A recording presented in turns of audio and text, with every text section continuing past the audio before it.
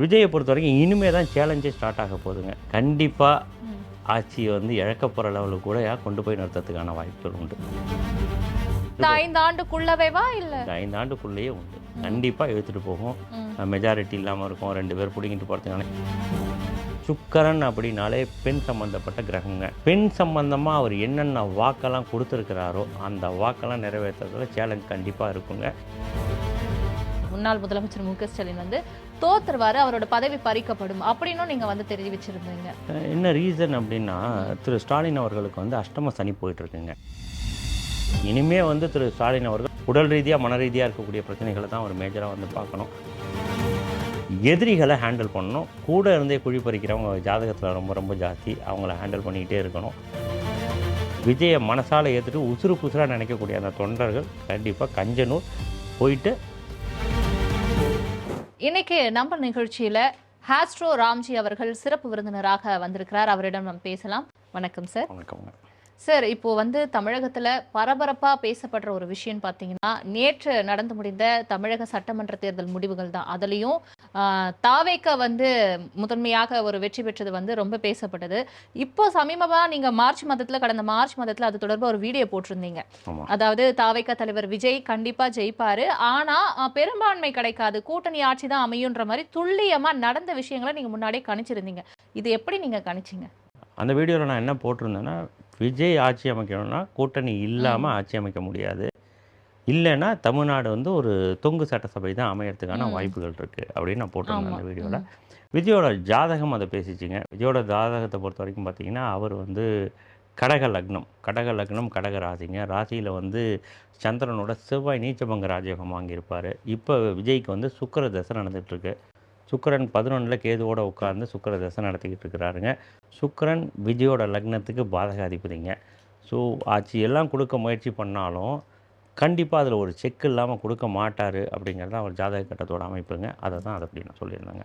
முன்னாள் முதலமைச்சர் மு.க.ஸ்டாலின் வந்து தோத்துருவாரு, அவரோட பதவி பறிக்கப்படும் அப்படின்னு நீங்கள் வந்து தெரிவிச்சிருந்தீங்க. என்ன ரீசன் அப்படின்னா, திரு ஸ்டாலின் அவர்களுக்கு வந்து அஷ்டம சனி போயிட்டுருக்குங்க. அஷ்டம சனி வந்து கண்டிப்பாக ஏதாவது ஒரு பிரச்சனைகளை கொடுத்தே தீதும். மார்ச் 25லேருந்தே அவருக்கு அஷ்டம சனி ஸ்டார்ட் ஆகிடுச்சுங்க. சனி பகவான் அப்படின்னாலே உங்களுக்கு 2 விஷயம் மேஜராக பார்க்கணுங்க. ஒன்று, டாய்லெட் க்ளீன் பண்ணுறவங்க, குப்பை ஆடுறவங்க, அழுக்கோட வாழறவங்க, ரொம்ப கஷ்டப்படுறவங்க, இவங்க வந்து சனி பகவானோட சாராம்சங்க. நல்லா நீங்கள் வந்து பார்த்தீங்கன்னா தெரியும், துப்புரவு தொழிலாளர்கள் வந்து ஒரு பிரச்சனை ஒன்று பண்ணியிருப்பாங்க. நிறைய போராட்டம் அது இது நிறைய அவங்களுக்கு போயிருக்கும். அது வந்து ஒரு பெரிய மைனஸுங்க. எப்போ அவங்க பிரச்சனையை ஸ்டார்ட் பண்ணிட்டாங்களோ அப்பயே சனி பகவான் ஆக்டிவேட் ஆகிட்டாருன்னு அர்த்தங்க. அவங்க மனசு குளிர்ந்துருந்தாங்கன்னு வச்சுக்கோங்களேன், கண்டிப்பாக வந்து சிஎம்க்கு ஏதாவது ஒரு எக்ஸ்சிஎம்க்கு ஏதாவது ஒரு பாசிட்டிவான விஷயங்கள் நடக்கிறதுக்கு வாய்ப்புகள் இருந்திருக்குங்க. 2வது, அவர் ஜெயிக்கும் போது அவர் யூஸ் பண்ண நம்பர் வந்து 1000. அவர் வந்து சிம்ம ராசி. ஸோ அவர் எதை வச்சு ஜெயிச்சார்னா, அந்த 1000 ரூபாய் ஒவ்வொரு பெண்களுக்குங்கிற ஒரு வார்த்தை தான் வந்து வேறு லெவலில் எடுத்து கொண்டு போய் அவர் நிறுத்திச்சு. எல்லா பெண்களும் ஓட்டு போட்டாங்க, ஜெயிச்சாருங்க. அந்த 1000ங்கிறது 1ஆம் நம்பர் கால்குலேஷனுங்க. சிம்ம ராசிக்கு 1ஆம் நம்பர் அப்படிங்கிறது ரொம்ப ஒரு பாசிட்டிவான ஒரு நம்பர். ஸோ அதை வச்சு தான் அவர் வந்து ஜெயிச்சார். ஆனால் இப்போ ரீசெண்டாக அவர் யூஸ் பண்ண நம்பர் வந்து பார்த்திங்கன்னா 8000. 8 அப்படிங்கிற நம்பர் வந்து சனியோட நம்பருங்க, சனி பகவானோட நம்பர். 8000ங்கிற நம்பரை திரும்ப திரும்ப திரும்ப வாயால் சொல்ல சொல்ல சொல்ல சனி பகவான் ஆக்டிவேட் ஆகிடுங்க. ஆல்ரெடி நம்ம துப்புரவு தொழிலாளர் பிரச்சனையில் சனி பகவான் ஆக்டிவேட் ஆகிட்டார் இல்லைங்களா, அங்கே வேறு ஒரு ப்ளஸ் ஆகிடுது. ப்ளஸ் இங்கே 8000த்தை அவர் பேச பேச பேச சனி பகவான் ஆக்டிவேட் ஆகிட்டார். கண்டிப்பாக இந்த 8000ங்கிற நம்பரை வந்து ஒரு சாதாரணமாக யூஸ் பண்ணியிருக்க மாட்டார். யாராவது ஒரு ஜோசியர் 8ஆம் நம்பரை யூஸ் பண்ணுங்கன்னு சொல்லி, ஏன்னா அஷ்டம சனி நடந்துகிட்டு இருக்குங்க, சனி பகவானை வந்து நீங்கள் எடுத்துகிட்டு வரணும்னா 8ஆம் நம்பர் யூஸ்ஃபுல்லாக இருக்குங்க அப்படின்னு சொல்லி தான் அவர் பண்ணியிருக்கணும். சொன்ன ஐடியாலாம் கரெக்டு. அந்த 8ஆம் நம்பரை நீங்கள் 8000ங்கிறத யூஸ் பண்ணும்போது மக்களுக்கு நல்லதை கொண்டு போய் கொடுக்குற விஷயமா நீங்கள் அதை யூஸ் பண்ணியிருந்தீங்க அப்படின்னா சனி பகவான் பாசிட்டிவாக ஒர்க் பண்ணுவார். இந்த 1000 ரூபாய் கொடுக்கும்போது என்ன பண்ணாங்க அப்படின்னா, எல்லா பெண்களுக்கும்னு சொன்னாங்க. அப்புறம் வந்து ஒரு லிமிட் பண்ணிட்டாங்க. லிமிட் இவங்களுக்கு தான் அப்படின்னு ஒரு செக் ஒன்று கொண்டு வந்து வச்சுட்டாங்க. அந்த மாதிரி ஏதாவது ஐடியா இதில் யோசிச்சுருந்துருக்கலாம் அவங்க. எப்படின்னா, 8000த்தை வந்து எல்லா பெண்களுக்கும்னு சொல்லிவிட்டு அப்புறம் வந்து ஒரு சில பேருக்கு தான் கொடுப்பேன், இல்லை ஒரு சில கடைகளில் தான் கொடுப்பேன்னு ஏதாவது அவங்க பிளான் பண்ணியிருந்துருக்கிறதுக்கு வாய்ப்புகள் இருக்குது. இப்போ சனி பகவான் சாதாரண நாளில் இருக்க நீதிமான் அவர். என்னை வச்சு நீ கேம் ஆடுறேன்னா நான் உன்னை விட மாட்டேன், எப்படி நீ அந்த கேம் ஆடுவேன்னு பார்க்கலாங்கிற அந்த செக்கை தான் சனி பகவான் இந்த இடத்துல வந்து வச்சுருக்க முடியும். ஸோ இதுக்கு பதிலாக அவர் வந்து 1000ங்கிற நம்பர் மாதிரியே 10,000ங்கிற வேர்டை யூஸ் பண்ணியிருந்தாருன்னா இன்றைக்கி அவர் தான் சிஎம். இப்போ கடந்த சில நாட்களாகவே அதாவது தேர்தல் முடிவுக்கு முன்னாடி பார்த்தீங்கன்னா, எக்ஸிட் போல்ஸ் வந்தது. தேர்தலுக்கு பிந்தைய கருத்து கணிப்புகள் நெறைய வந்தது. எல்லாருமே கிட்டத்தட்ட 10 நிறுவனங்கள் எடுத்த அந்த கருத்து கணிப்புகள்ல 6 முதல் 5 நிறுவனங்கள் வந்து திமுக தான் ஆட்சி அமைக்கும் அப்படின்ற மாரி சொல்லியிருந்தாங்க. அதிமுக வந்து 2வது இடம் அப்படின்ற மாரி சொல்லியிருந்தாங்க. ஒரு 3 நிறுவனம் அதிமுகவ சொல்லியிருந்தாங்க. ஒரே ஒரு நிறுவனம் மட்டும் தான் வந்து தாவேக அப்படின்ற மாரி சொல்லியிருந்தாங்க.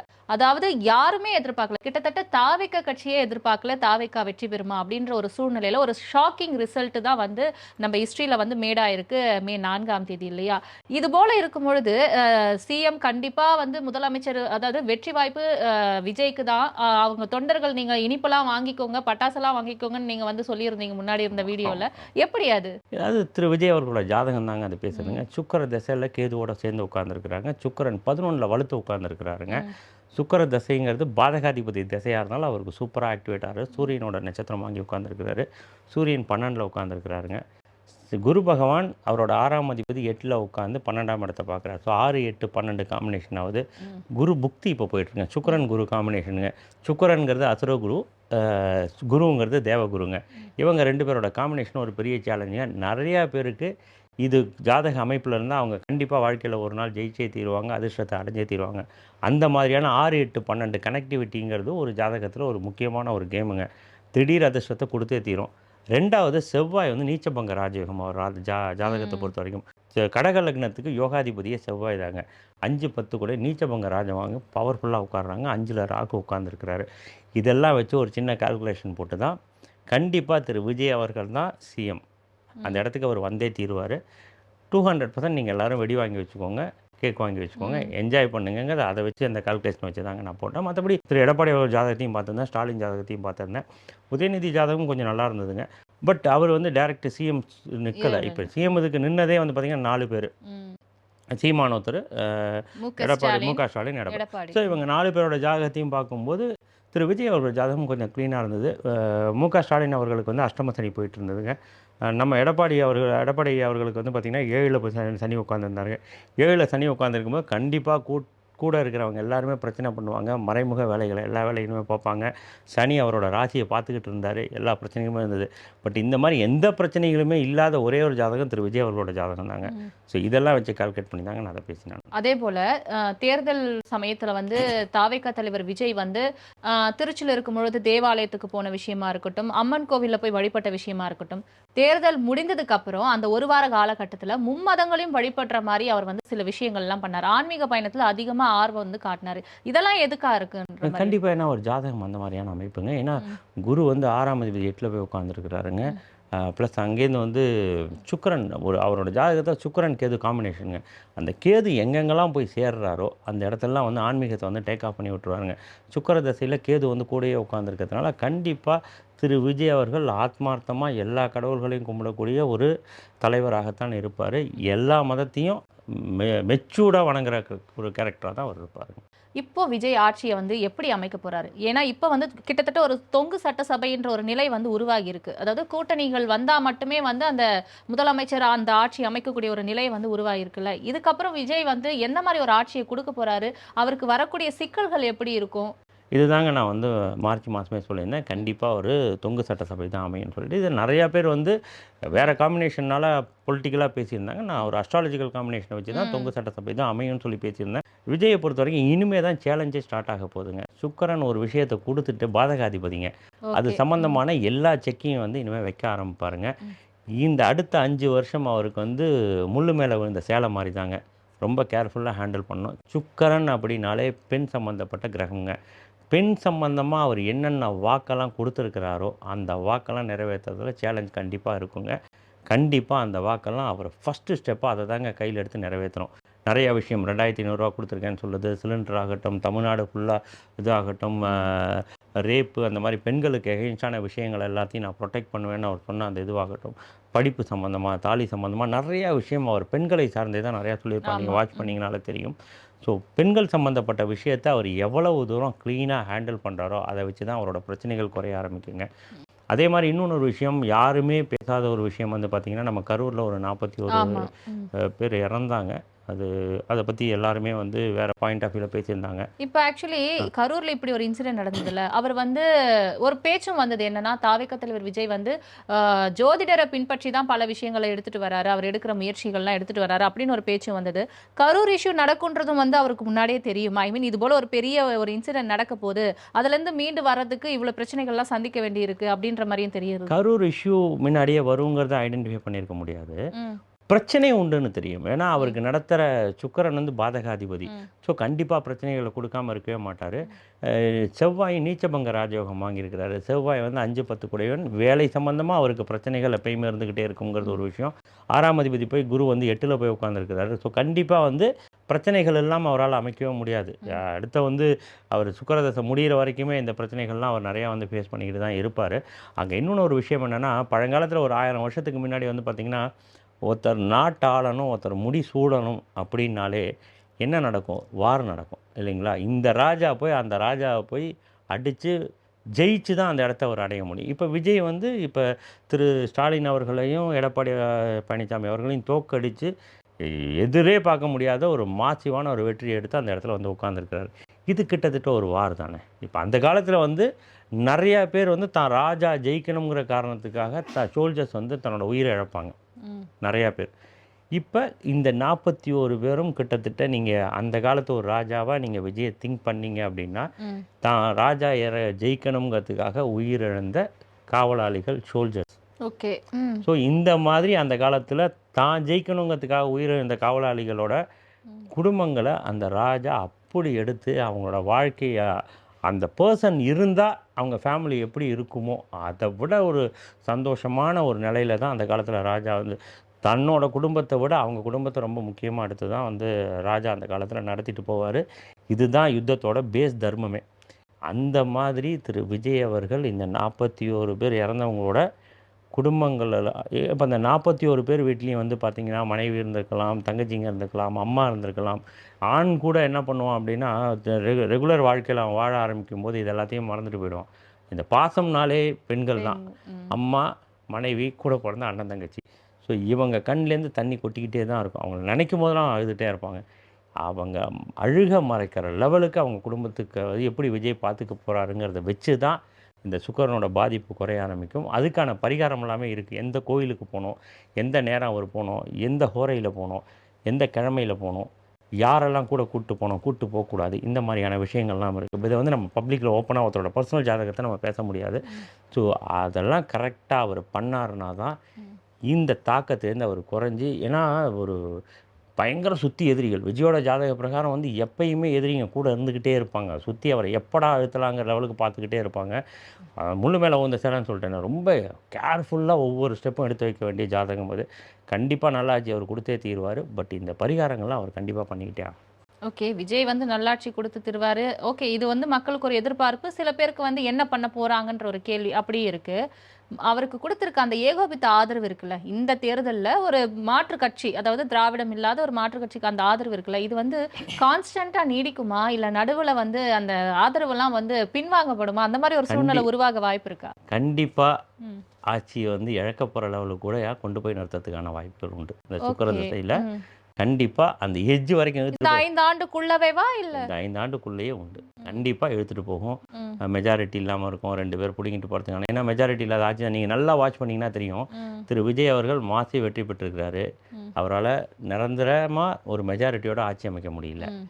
திரு எடப்பாடி பழனிசாமி ஜெயிச்சிருக்கிறாரு. தொகுதியில ஜெயிச்சாச்சு, எதிர்க்கட்சியா போய் உட்கார எதிர்க்கட்சியா முடியல. உட்கார முடியல. திரு சிஎம் எக்ஸ்-சிஎம் அவர்கள் கட்சி ஜெயிச்சிருக்கு. அவரால் போய் சிஎம்மாக உள்ள போய் எதிர்க்கட்சி தலைவராக அவரால் போய் உட்கார முடியல. ம். இது ஒரு வித்தியாசமான ஒரு வித்தியாசமான காம்பினேஷனாக தான் விஷயம். அமைஞ்சிருக்கும். ம். தமிழ்நாடு வந்து எங்கள் நாடு உங்கள் நாடு இல்லை, தமிழ்நாடு. ம். யாரையும் சும்மா சாதாரணமாலாம் உள்ளே இழுத்துறாது. உள்ளே இழுத்துச்சுன்னா அவங்கள நிரந்தரமாக்கிறதுக்கு என்னென்ன பண்ணுமோ எல்லா வேலையும் பார்க்கும். பட் ஏதாவது ஏட்டிக்கு போட்டி பண்ணிங்கன்னா கண்டிப்பாக அதுக்கான பலன் தமிழ்நாட்டு மக்கள் வந்து கொடுத்தே தீருவாங்க. ஆனால் அந்த மாதிரியான சூழ்நிலையை கொடுக்கறதுக்கான ஜாதக அமைப்பு திரு விஜய் அவர்களோட ஜாதகத்தில் இருக்குது. ரொம்ப கேர்ஃபுல்லாக அவர் ஹேண்டில் பண்ணணும். இப்போ விஜயை சுற்றி இவ்வளோ விஷயங்கள் இருக்கு. அப்படியே கொஞ்சம் தோல்வி அடைந்திருக்கக்கூடிய திமுக தலைவர் ஸ்டாலின், அவரோட விஷயம் வரக்கூடிய நாட்களில் என்ன மாதிரி வந்து எதிர்க்கட்சியில் தாக்கத்தை அவங்க ஏற்படுத்துவாங்க, அந்த மாதிரி என்ன கணிப்புகள்லாம் வந்து இருக்கு? இனிமே வந்து திரு ஸ்டாலின் அவர்கள் உடல் ரீதியாக மன ரீதியாக இருக்கக்கூடிய பிரச்சனைகளை தான் அவர் மேஜராக வந்து பார்க்கணும். அவருக்கு வந்து அஷ்டமஸ்தானத்தில் போய் சனி உட்கார்ந்துருக்கிறதுனால அடிவயிறு சம்மந்தப்பட்ட பிரச்சனை, சனி வந்து சூரியன் காம்பினேஷன்லாம் வரும்போது, சனி சூரியனை பார்க்கும்போதெல்லாம் ஹார்ட் சம்மந்தப்பட்ட பிரச்சனை வரதுக்கான வாய்ப்புகள் இது எல்லாமே இருக்குது. 2027க்குள்ளே அவருக்கு ஹார்ட் சம்மந்தப்பட்ட பிரச்சனையோ, அடிவயிறு சம்மந்தப்பட்ட பிரச்சனையோ வரத்துக்கான வாய்ப்புகள்லாம் இருக்குது. கொலஸ்ட்ரால் இந்த மாதிரியான விஷயங்கள்லாம் கண்டிப்பாக அவரோட உடம்ப அவர் பத்திரமா பார்த்துக்கிட்டே ஆகணும். என்னதான் தமிழ்நாட்டு ஆண்ட ஒரு சிஎம் இல்லையா, கண்டிப்பாக அவருக்கு வந்து ஜாதக ரீதியாக அவங்க ஃபேமிலியில் ஒரு பார்த்து கொஞ்சம் பரிகாரம்லாம் பண்ணிக்கிட்டாங்கன்னா அந்த தாக்கத்துலேருந்து அவங்களும் வெளில வரும். இப்போ 2026 தேர்தல்ல தாவேக்கா வெற்றி பெறும்போது தாவேக்காவை சேர்ந்த நிறைய பேர் சொல்லியிருந்தாங்க, இனிமே ஆட்சி எங்களது தான். ஈவன் தாவேக்காக்குன்னு ஒரு பர்டிகுலர் ஜோதிடம் ஆன்மீக சொற்பொழிவாளர்களா கூட இருக்கும்பொழுது அவங்களுமே சொன்னது, இனிமே விஜய் மட்டும்தான் இருப்பாங்க, வேற எந்த கட்சிகளும் இருக்காது, வரக்கூடிய அந்த 31 தேர்தலா இருக்கட்டும், அதுக்கப்புறம் நடக்கக்கூடிய தேர்தலா இருக்கட்டும் அப்படின்ற மாதிரி எல்லாம் சொல்றாங்க. அதுக்கான வாய்ப்புகள்லாம் இருக்கா, இல்ல ஆட்சிகள் மாறுமா, இல்ல விஜய் மட்டுமே இனிமே இருக்க போறாரா? விஜய் இருக்கிற வரைக்கும் தமிழ்நாட்டோட சிஎம்மா விஜய் தான் அமைய முடியுங்கிற ஜாதக அமைப்பு அவர் ஜாதகத்தில் இருக்குது. ஓகே. ஆனால் அதுக்கான செக் எல்லாமே அவர் ஜாதகத்தில் அங்கங்கே இருந்துக்கிட்டே இருக்குது.